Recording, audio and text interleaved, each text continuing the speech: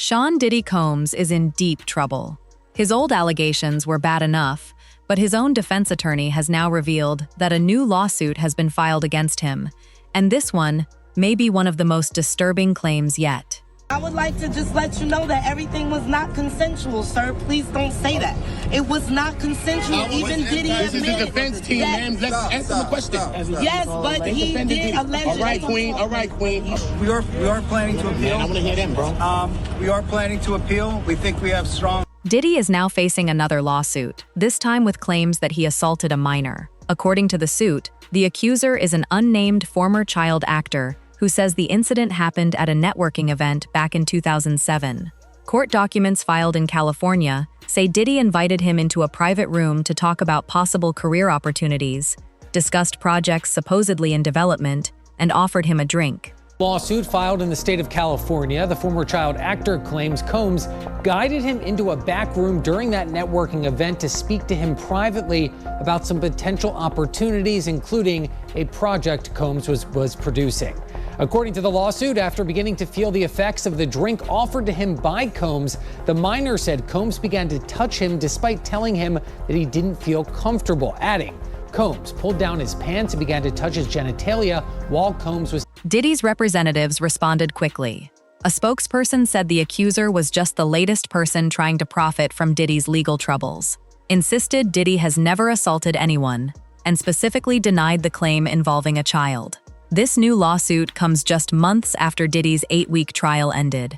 He was found not guilty of the most serious charges, racketeering and trafficking, but was convicted on 2 lesser counts tied to transporting people for prostitution. Now, while he sits behind bars, another topic has everyone talking. His prison sentence has reportedly been reduced more than once. Defense attorney Adam Conta, who was with us live from the federal courthouse for many, many weeks as that trial went on, and for the verdict and understanding everything that was happening. But Adam, thank you so much for joining us. And what do you make of this latest change? Because how do you get in trouble and then it gets shortened? Yeah, no, I think it's just 2 very separate issues that are easy to put together because it's sort of happening close in time. I think they're completely unrelated, though. I think he got into an incident that actually landed him in solitary confinement, which is obviously the most restrictive, the most harsh form of imprisonment that we have in our society. And then right after that, it comes out that his sentence has been reduced and reduced again. But I think that there's a very simple answer for this. One is that defendants get good time on their sentences, and so sometimes sentences just get reduced for general good credit, essentially. But this is more specific. He, as part of this whole case, he said during a sentencing, that he let sort of drugs and alcohol and excess get in the way of his life. And so he sort of established with like the ketamine and the MDMA, that drugs were at least part of what was going on here. And so when he got to Fort Dix, the prison he's in New Jersey, the federal prison he's in, he entered into what's called RDEP, a residential drug abuse program. It's offered to many defendants in situations like this. And if you complete that program, you can get up to a year taken off your sentence. And so that hasn't necessarily been reported as what's definitely happening, but I really, really would be surprised if it's anything. Because of Diddy's fame, some people believe he could easily become a target in prison. There's still very little public information about what actually happened, who started the fight, or whether Diddy was defending himself. The attorney explained that if the fight is treated as a one-off incident, prison officials could still decide that Diddy has otherwise followed the program's rules. What the situation was with that. I mean, the reality is he's a very famous inmate. That makes him a target for a lot of other inmates. And we don't know if he was provoked, if the other person was the main target. We don't know anything really surrounding those facts. And so if you take that kind of out as just sort of an incident that happens and you look at everything else, you have to assume that he's doing everything that the program is requiring. And a lot of that is just, quite honestly, just self-reflective work that you would see in a lot of treatment programs on the outside, but they're just offered this benefit while they're incarcerated. Okay, so there's also this kind of ongoing appeal and then the denial and then the appeal of the denial. I reached out to his representative and I said, what's your response to the story that has been out about the time being taken down, and what's the status of this appeal? And the spokesperson for Diddy told me, quote, at this point, we do not have the necessary information to respond with any clarity, end quote. Can you translate that for us? Yeah, I mean, they're trying to appeal the sense that because he was really only convicted of two things, right? 2 counts of engaging in prostitution that crossed state lines, engaging in transportation for the purposes of prostitution, meaning that they found that prostitutes were driven across state lines for these freak-offs. The main point of the appeal is that the defense team says that the judge, in sentencing him to 50 months, which is a high sentence for those 2 charges, that sentencing him to those 50 months, the judge relied on these claims that these workers were forced, coerced, and really did all these things against their will. And that really wasn't what he was found guilty of, and that wasn't really the evidence that was presented at trial that the jury relied on in order to get to their verdict. And so, the judge is essentially saying, listen, I'm allowed to rely on relevant conduct. Even if he was acquitted, I can rely on relevant conduct to take that into consideration when I sentence. And so the judge is essentially saying, I think he did bad things, and even if he wasn't convicted of them, I can still take that into consideration when I'm sentencing someone. After the most recent reduction, Diddy's projected release date is reportedly January 24, 2028. Roughly 18 months away. The legal process moves so slowly that his appeals may not change much before he's already out.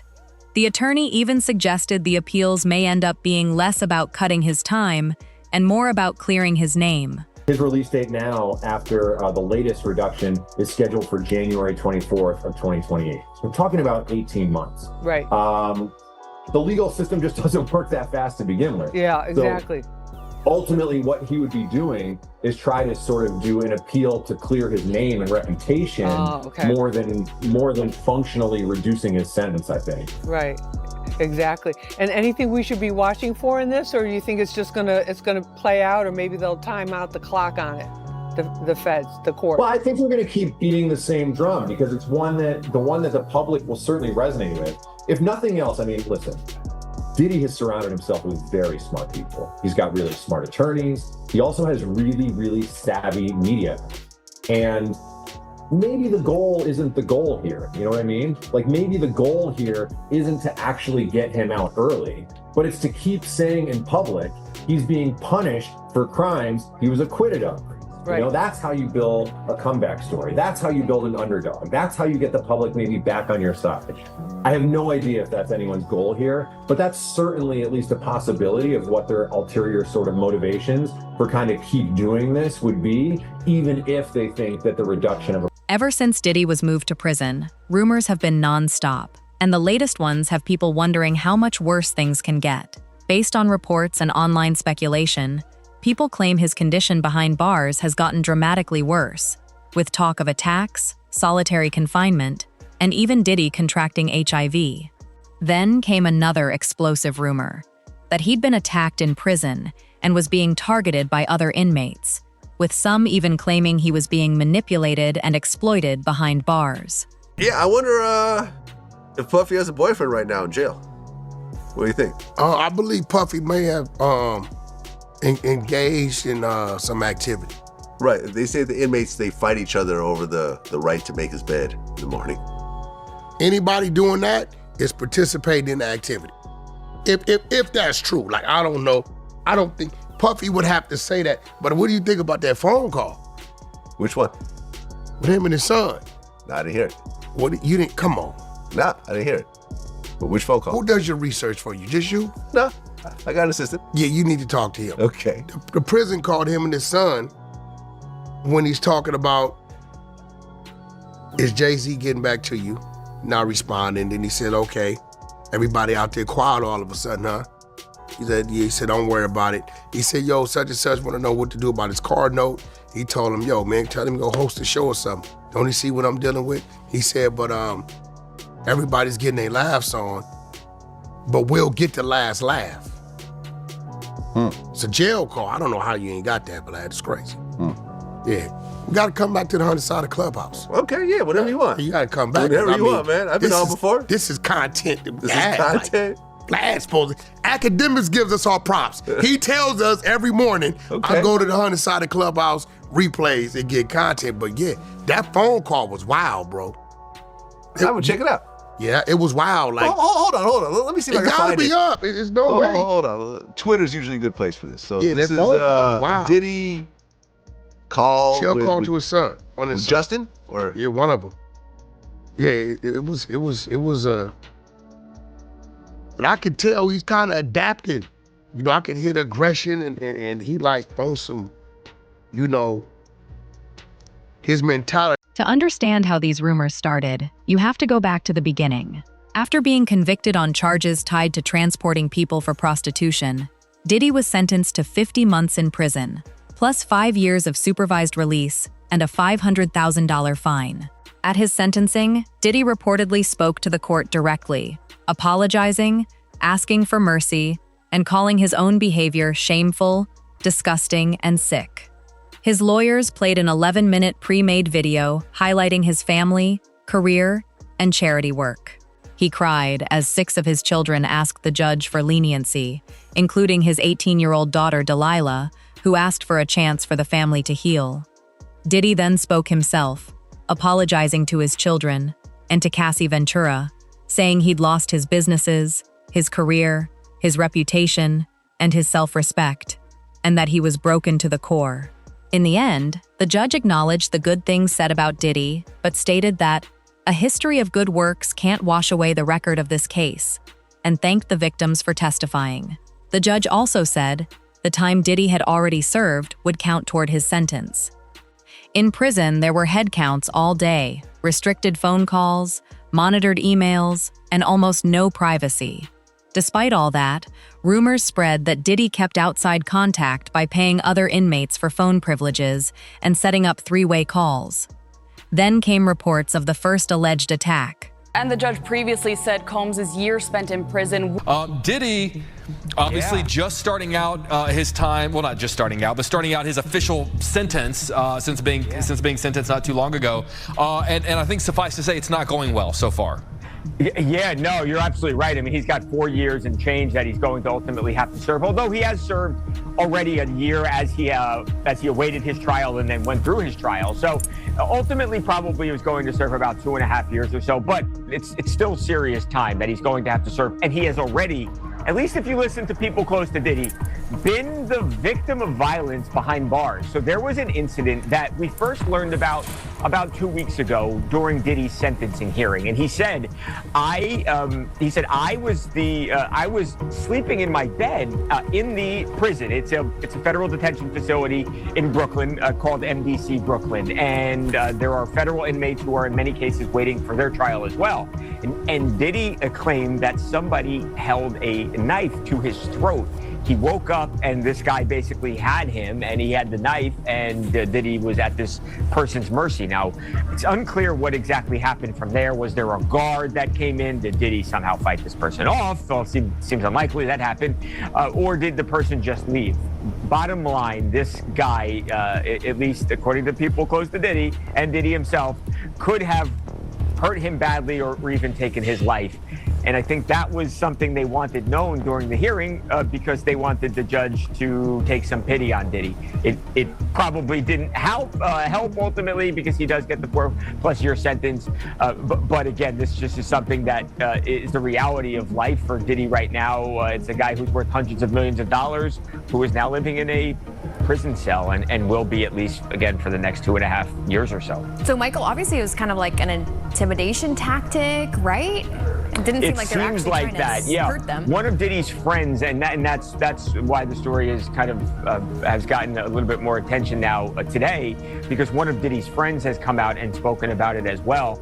And according to the friend, it sounds like the guy said something to the effect of, I could hurt you at any time, in a little bit of more threatening language, but said something along, in that vein. And it does seem like it was an intimidation tactic. And it sounds like the guy could have obviously, again, hurt Diddy very badly, but chose not. Another former inmate said he was handed a knife almost as soon as he arrived at a federal prison, and was told that carrying a weapon was basically necessary because everyone else had one.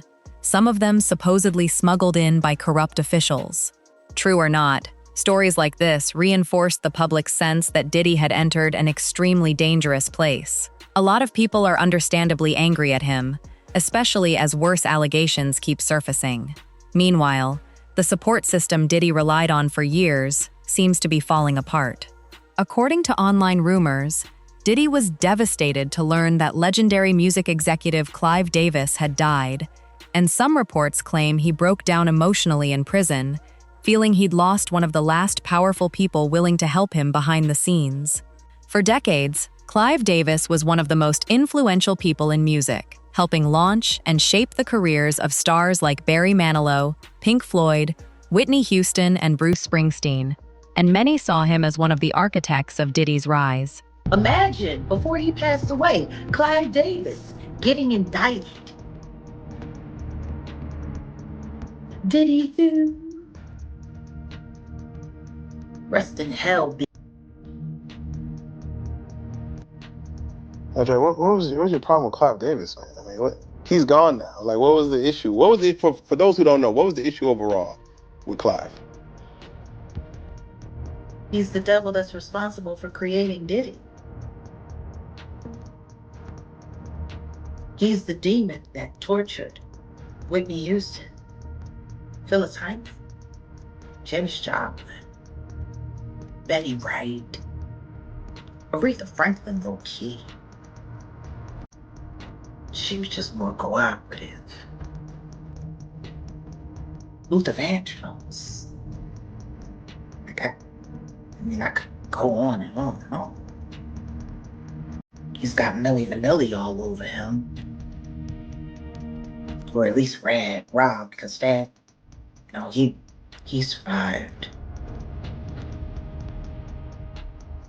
I mean, he's Clive Davis.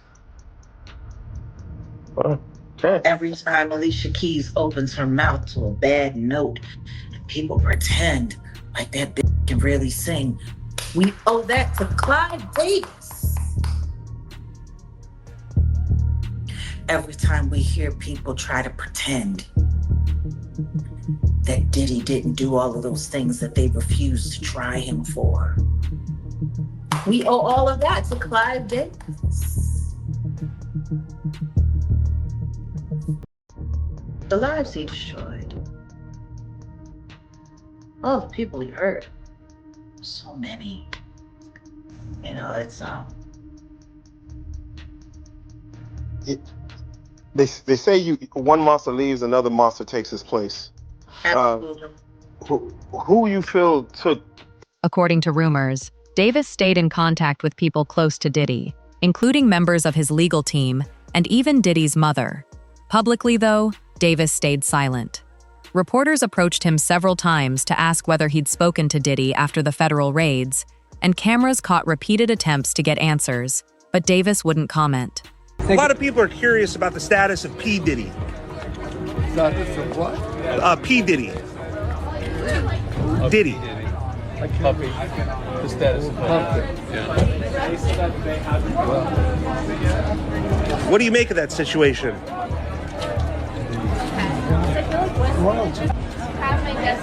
All right. No comment from Clive Davis on P. Diddy. Mr. Davis, you were a major influence on the career of P. Diddy. Have you spoken to him since the federal raid? Yes. Have you spoken to Sean Combs?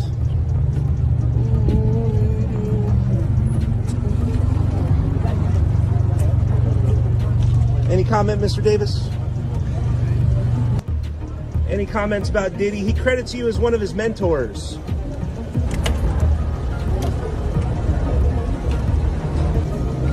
Even after reporters reminded him that Diddy had called him a mentor, Davis still said nothing publicly.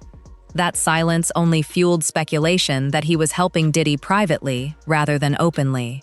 But after Davis died at age 94, people began wondering whether Diddy had just lost one of the last heavyweights who could help him through the crisis.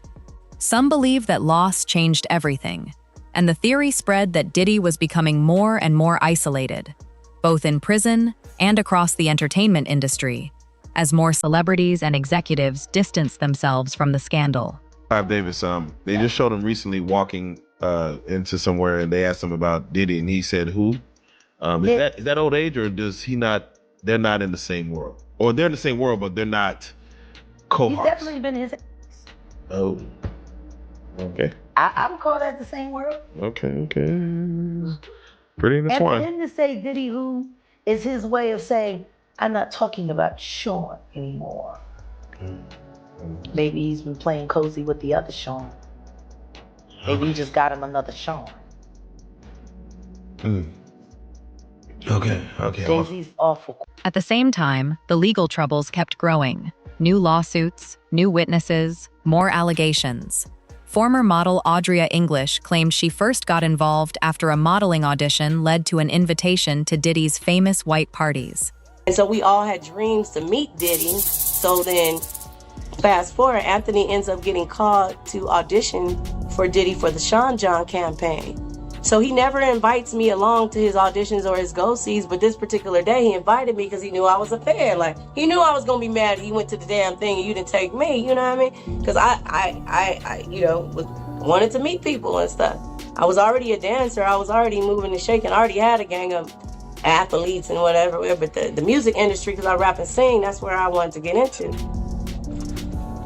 So, long story short, we sitting in the waiting room, and one of his homeboys that frequents our apartment comes out of the thing, and he's looking mellow mad, like, shh. And so low-key, me and Anthony laughing, we was like, he must not have booked it, like, he's salty, like, we laughing to each other, like, you know. And then they called him. And then when they called him, I'm like, yeah, you got this, my nigga, like, you know, I'm dapping on you, got it. And then that's when two-way pages was out, so when they called, I flipped my two-way up. So I'm on my two-way lining up some money for later on. All of a sudden, I just hear, man, that. And the door flew up, and it was, I'm like, what? And like, Anthony is a very good-looking guy. His mother is, African-American black lady, and his father is an Italian man. And actually, the wine, Gallo wine, that's his family. And allegedly, his dad got, basically shunned from his family for choosing up on a black woman. And he went on to have a few kids, and all of them are boys, and they're all very good-looking guys. But his dad chose to be poor to follow his heart and be with a black woman. And so allegedly, his dad still to this day rides a bike in Northern California. He's from Northern California. He had moved down to LA. And so even though he was a good-looking guy mixed with black and Italian, he wasn't no punk. Like, it wasn't no gay in him. It wasn't no, bitch in him. Like, he was like a thug, but he a pretty boy. So, like, I guess they underestimated him, thinking that because he was so good-looking that he go that way.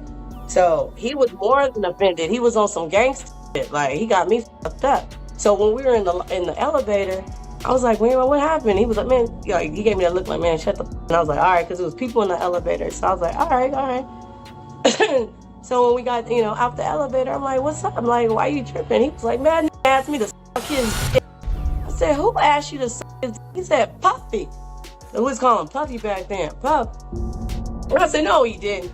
And it broke my heart, broke an arm, and I was like, nah. And he was like, he asked me to suck his dick. I was like, well, then, I see why, According to her account, she was encouraged to spend extra time socializing with guests and was expected to be available for things that went beyond her original job. When asked what she meant, English claimed she was introduced to various guests and directed toward private areas of the property. And she described situations she called assaults. Jaguar Wright also brought up a recent interview she did with longtime radio personality Jonesy, who hosts a YouTube show called The Pink Champs. Her show, she got a show on YouTube called The Pink Champs, and she does her morning show on Instagram, Jonesy in the morning, and she's been in radio for a long time, but I remember her back when she first got signed as Miss Jones, as an artist, and Her and I had an interesting connection. It was really cool to sit down and do that interview with her. We sat and talked for like 2.5 hours. And earlier this week, I think it was the Tuesday morning show. And I think it's still available, but it's on her members only content for Instagram. And she asked me some really interesting questions. One of which she asked me was, I'm scared of Diddy getting out of jail. What do you guys think? I want to hear y'all answer that question. Do you think I'm afraid of Diddy getting out of jail? No, I think you welcome the storm. Do you think I should be afraid? Not from Diddy, no. I do. I think Diddy's gonna come out a broken man who's gonna try to rise back to fame. I don't think he's coming back out the arrogant Diddy that we saw go in. Well, he got into a fight, he went into the hole, and somehow he managed to get his sentence pushed up another month. Now it's January 2028. Oh, wow. Yeah, they shaved off 4 months. It's interesting. Everyone said that he violated the program. They caught him with cigarettes. They caught him with cell phones. He should be thrown out of that program, but yet doesn't look like he's gonna be. He should have forfeited all his good time. Jaguar has made it clear that the allegations we've seen so far are just the tip of the iceberg, that there's a lot more to come. Yet for some reason, Diddy seems to be on his way out of prison. Do you think the feds should investigate the rumors against Diddy? Let us know in the comments below.